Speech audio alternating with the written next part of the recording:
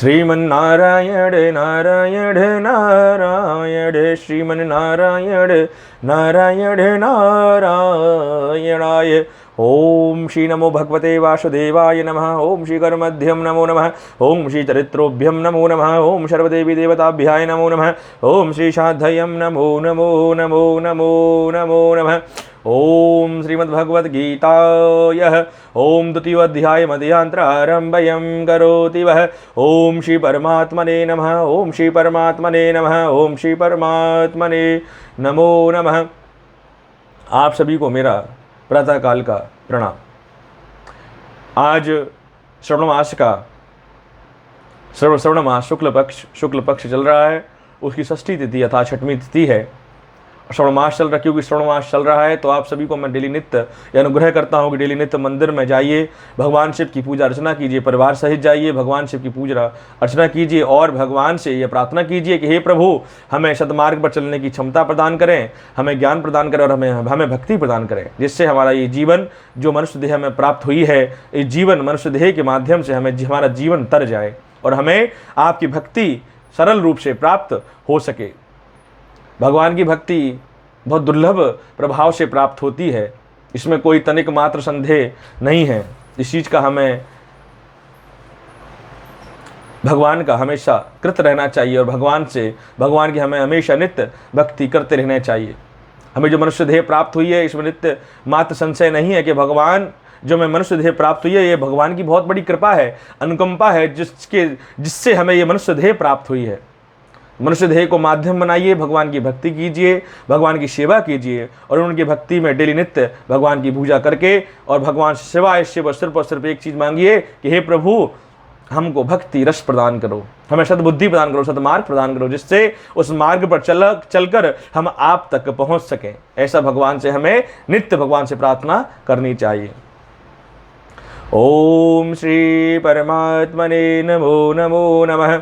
ओम श्री परमात्मने नमो नमो नमो नमो नमः। ओम श्रीमद्भगवद्गीताय नमो नमो नमः।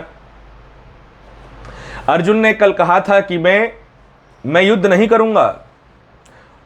करूंगा और ऐसा कोई पृथ्वी लोक तो छोड़ो, अगर मुझे तीनों लोक का अगर धनभाग्य भी मिले तब भी मैं उसको ग्रहण नहीं कर सकता। ऐसा कहकर अर्जुन जो है पीछे जाकर बैठ गए और भगवान श्री कृष्ण ने उपदेश देना आरंभ कर दिया कि जीवन में तू युद्ध करेगा तब भी युद्ध होगा, नहीं करेगा तब भी युद्ध होगा, अर्थात तेरे सोचने करने से कुछ तथापि मात्र निमित्त कुछ नहीं होता। जो जैसा होगा वो युद्ध होगा। अथम चैनम नित्यनानत्यम नित्यमायम मनत्तसते मृत्यम यदपि चंद महाभावो नेभम शोभतम प्रताव्रतः ऋषि।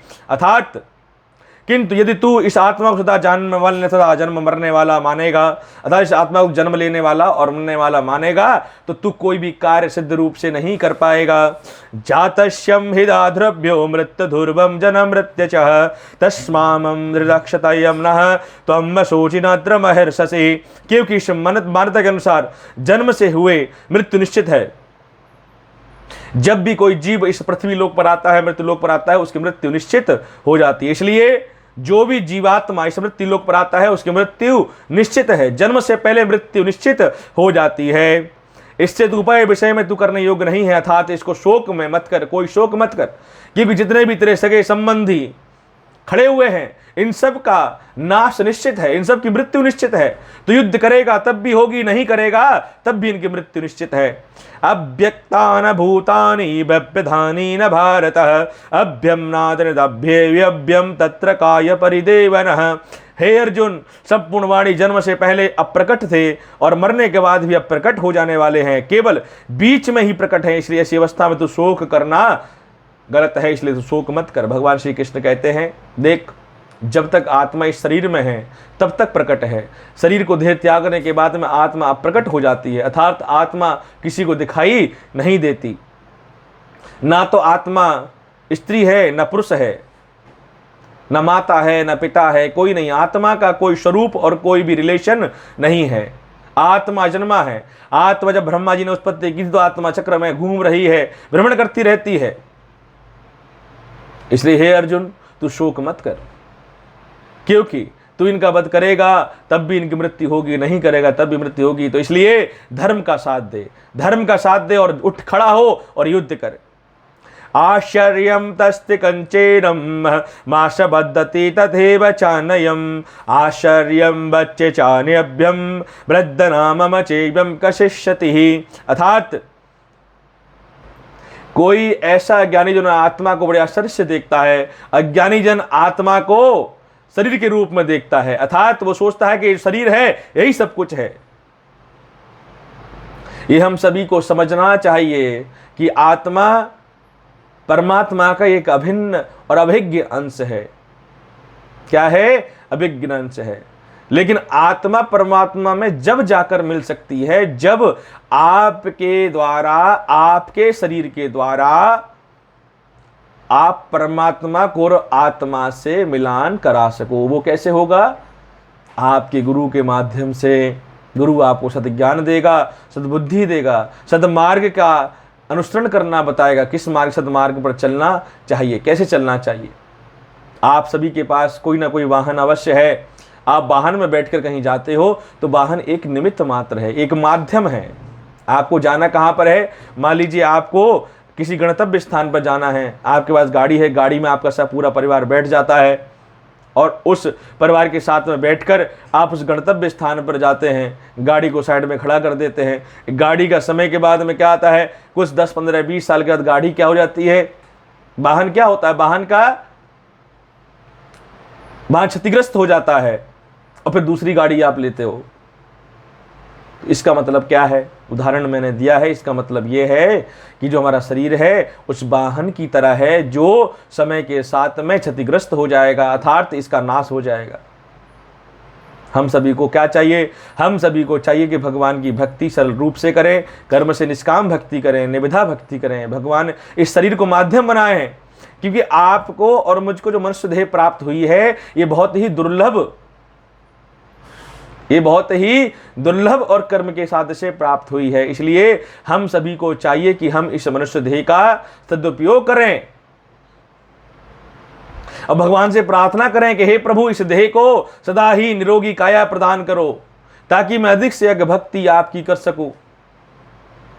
तो जीवन में सिर्फ और सिर्फ कमाना और खाना नहीं होता है मित्रों। जीवन में अधिक और सबसे प्रमुख है भगवान की भक्ति और इस आत्मा को परमात्मा से मिलन का साध्य जुटाना। यही परम सत्य है और यही परम सत्य है। सच्चिदानंद परमेश्वर यही परम सत्य है। बाकी आप तो भटकते रहिए। अब कुछ लोग ऐसे हैं जो कहते हैं शरीर मिला है तो इसका आनंद ले लूं। अब किसी को मदिरा में आनंद आता है, किसी को मांस खाने में आनंद आता है, किसी को व्रत करने में आनंद आता है, किसी को घूमने फिरने में आनंद आता है, लेकिन भक्ति में आनंद, जहाँ पर सत्संग होता है, कथा होती है, वहाँ पे अधिक से अधिक लोग रुकते नहीं है। क्यों नहीं रुकते? क्योंकि उनमें उसमें क्या, उनको आनंद प्राप्त नहीं होता। उसमें क्या, उनको उपासियाँ आती हैं, क्योंकि भगवान का भक्ति का नाम है। भगवान का नाम लेना इतना सरल नहीं है, बहुत ही कठिन है। भगवान की भक्ति और भगवान का नाम भगवान की कृपा से ही लिया जा सकता है, लेकिन हम सब एक प्रयास तो अवश्य कर सकते हैं। कहते हैं क्या, कर्म करना हमारे हाथ में है और फल देना प्रभु परमेश्वर के हाथ में। इसलिए जितने भी लोग मेरी बातें सुन रहे हैं, जो मेरी बात और कथा का आनंद, कथा का श्रवण करते हैं, उन सभी से मेरा अनुरोध है, सभी से मेरा ये अनुरोध है कि नित्य भगवान की भक्ति कीजिए और इस शरीर को सदुपयोग में लाइए। शरीर को सदुपयोग माध्यम बनाकर भगवान की भक्ति का आनंद प्राप्त कीजिए। तो अर्जुन से भगवान श्री कृष्ण कहते हैं कि तू इनको मारेगा तब भी इनकी मृत्यु होगी, नहीं मारेगा तब भी इनकी मृत्यु होगी। तो तू ये निर्धारित करके तुझे करना क्या है?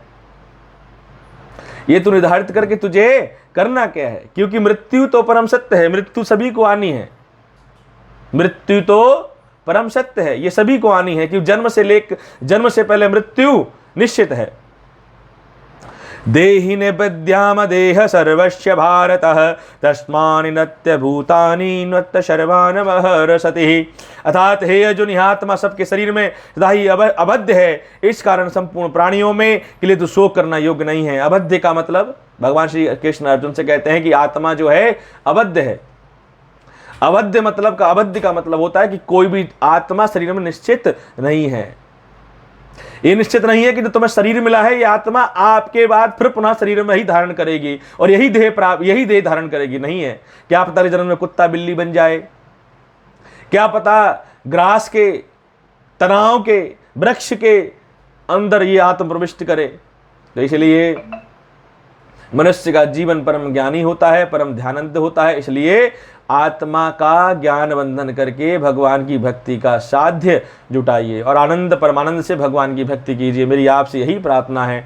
मैं नित्य आपसे यही प्रार्थना करता हूँ कि भगवान की भक्ति सरल रूप से कीजिए। कम से कम सुबह, प्रातः काल, रात्रि काल में 24 घंटे में कम से कम 7 से 8 घंटे का समय भगवान की भक्ति के लिए निकालना आरंभ कीजिए। क्योंकि पाछे पछतात होत क्या चिड़िया चुन गई खेत, बाद में कुछ आपको प्राप्त नहीं होगा सिवाय पछतावे के। बुढ़ापा आएगा, आपकी परिवार अनुकूल संस्राप है, आपकी संतान आपको घर से निकाल देगी या आपका सत्कार नहीं करेगी संस्कारों के अभाव में। तो इसलिए अच्छे संस्कार अपने बच्चों को दीजिए। अच्छे संस्कार देंगे तो आपकी जो संतान है आपका कहना मानेगी, आपकी आज्ञा का पालन करेगी। और जब संतान योग्य होती है तो जीवन बहुत ही सरल और आनंद पूर्वक कटता है। लेकिन अगर संतान अयोग्य होती है तो आपका जीवन बहुत कठिन और बहुत ही दुर्लभ प्रभाव से कटता है। ये परम सत्य है, ये आप सभी जानते हैं, मन से भी जानते हैं। इसलिए बच्चों को अच्छा संस्कार दीजिए, अच्छी संगति में बिठाइए, पूजन करने की विधि बताइए, ग्रंथों का अध्ययन कीजिए और नित्य भगवान की भक्ति कीजिए। यही मेरा आपसे अनुग्रह है। मैं नित्य आपसे अनुग्रह करता हूँ। मेरी इस श्रीमद् भागवत कथा का 2वां अध्याय चल रहा है। एक एक श्लोक कंठस्थ करके इसका आनंद प्राप्त कीजिए। कोई अगर कोई चीज़ समझ में नहीं आती है, कोई भी किसी प्रकार का दोष है, चाहे वो आपकी संतान में पितृ दोष हो, चाहे आपका कालसर्प दोष हो, चाहे वो कोई कुंडली दोष हो, आप मुझे नीचे जो कमेंट बॉक्स है उसमें लिखकर आप मुझे अपना नंबर भेज सकते हैं और मुझे कमेंट कर सकते हैं। मैं हर रविवार और शनिवार को हर एक प्रश्न का उत्तर नित्य अपने जो मेरा स्थान है श्री नरसिंह धाम परम धाम और मेरा घर स्थान है वहाँ पर बैठ के मैं नित्य सबकी जो कष्ट हैं और जो विधाएं हैं उनका मैं निवारण करता हूँ भगवान की कृपा से, माता रानी कृपा से।